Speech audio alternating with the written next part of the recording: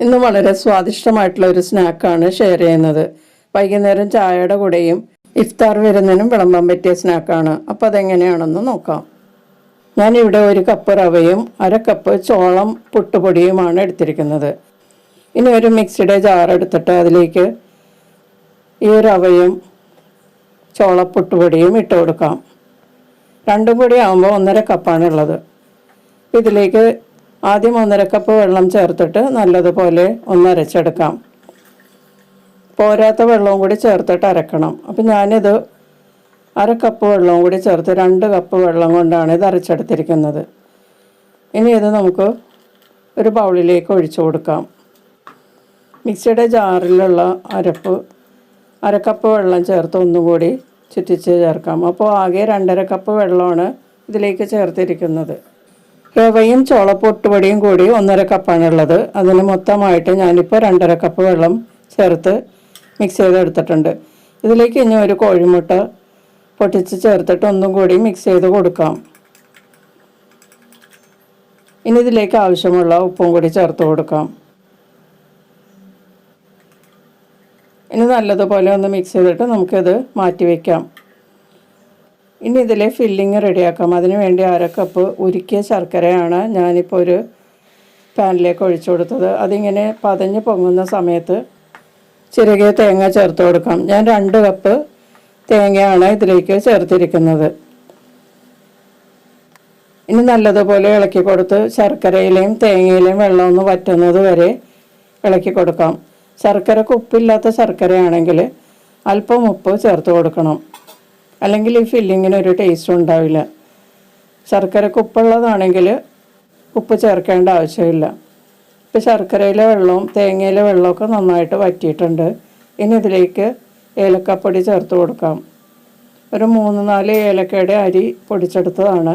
അത് ഇതിലേക്ക് ചേർത്ത് കൊടുത്തിട്ട് ഒന്ന് മിക്സ് ചെയ്യാം. ഇനി ഇതിലേക്ക് ചെറുതായി നുറുക്കിയ കശുവണ്ടിയും വെളുത്ത എള്ളും ചേർത്ത് കൊടുക്കാം. വെളുത്ത എള്ളിന് പകരം കറുത്ത എള്ളും ചേർക്കാവുന്നതാണ് കേട്ടോ. ഇനി നല്ലതുപോലെ മിക്സ് ചെയ്തതിന് ശേഷം ഇതിലേക്ക് 1 ടീസ്പൂൺ നെയ്യ് ചേർത്ത് കൊടുക്കാം.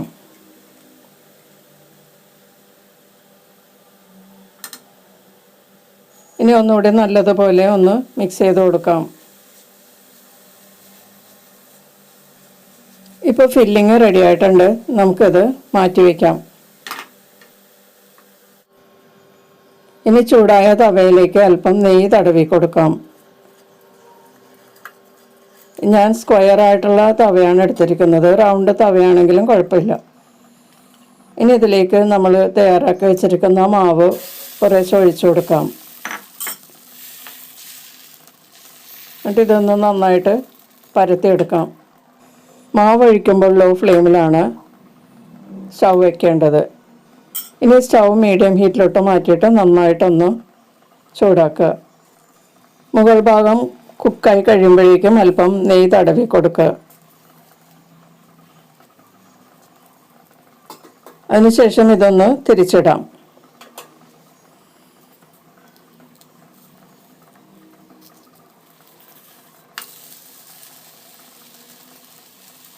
ഇനി നമ്മൾ റെഡിയാക്കി വെച്ചിരിക്കുന്ന ഫില്ലിങ് ഇതിൻ്റെ നടുവിലേക്ക് വെച്ച് കൊടുക്കാം. കൂടുതൽ ഫില്ലിങ് വെക്കരുത്. ഒരുപാട് വെച്ച് കഴിഞ്ഞാൽ നമുക്കിത് ഫോൾഡ് ചെയ്യാൻ ബുദ്ധിമുട്ടായിരിക്കും. ഫില്ലിങ് വെച്ചതിന് ശേഷം നമുക്കതൊന്ന് ഫോൾഡ് ചെയ്തെടുക്കാം. ഇതേപോലെ ഒന്ന് ഫോൾഡ് ചെയ്യാം. പാനിൽ വെച്ച് തന്നെ ഫോൾഡ് ചെയ്യാൻ ബുദ്ധിമുട്ടുള്ളവർക്ക് ഇത് നമുക്ക് പാത്രത്തിലേക്ക് മാറ്റിയതിന് ശേഷം ഫോൾഡ് ചെയ്തെടുത്താലും മതി. ഞാനിപ്പോൾ ഈ പാനിൽ വെച്ച് തന്നെയാണ് ഫോൾഡ് ചെയ്യണത്. ഇതേപോലെ ഫോൾഡ് ചെയ്തെടുക്കുക. ഇനി ഇതൊന്ന് മടക്കിയെടുക്കണം. 2 സ്പൂൺ ഉപയോഗിക്കുന്നതാണ് കുറച്ചുകൂടി സൗകര്യം. ഇനി അറ്റത്തെ ഭാഗത്ത് നമുക്ക് കുറച്ച് ബാറ്റർ ഒഴിച്ചു കൊടുക്കാം. അപ്പോൾ അത് ലോക്കായിട്ടിരിക്കും. ഇനി ഇതൊന്ന് ആ സൈഡിൽ നിന്നും കൂടി ഒട്ടിച്ചെടുക്കാം.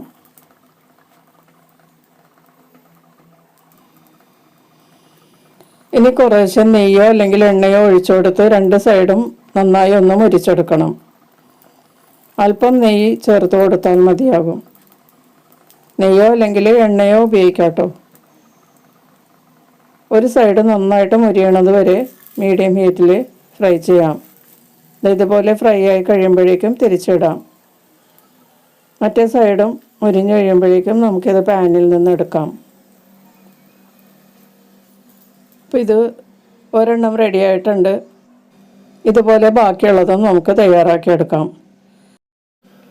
ഇപ്പോൾ സ്നാക്കെല്ലാം റെഡിയാക്കി എടുത്തിട്ടുണ്ട്. വളരെ ടേസ്റ്റി ആയിട്ടുള്ളൊരു സ്നാക്കാണിത്. എത്ര കഴിച്ചാലും നമുക്ക് മതി വരില്ല. നല്ല ടേസ്റ്റാണ്. ഇതിൻ്റെ കവറിങ് ഇതുപോലെ തന്നെ ഉണ്ടാക്കിയെടുക്കുകയാണെങ്കിൽ നല്ല ടേസ്റ്റാണ്. ചോളം പുട്ടുപൊടി ചേർത്തുണ്ടാക്കിയിരിക്കുന്നത് കൊണ്ട് ഒരു പ്രത്യേക ടേസ്റ്റാണ് കേട്ടോ ഇത്. ചോളം പുട്ടുപൊടി ഇല്ലാത്തവർ പകരം ഗോതമ്പ് പൊടി ചേർത്താലും മതി. അപ്പോൾ എല്ലാവരും ഉണ്ടാക്കി നോക്കുക. ഇഫ്താർ വിരുന്നിനും നോമ്പ് തുറക്കുമൊക്കെ നല്ലതാണ്. വീണ്ടും മറ്റൊരു റെസിപ്പിയുമായി കാണാം. താങ്ക്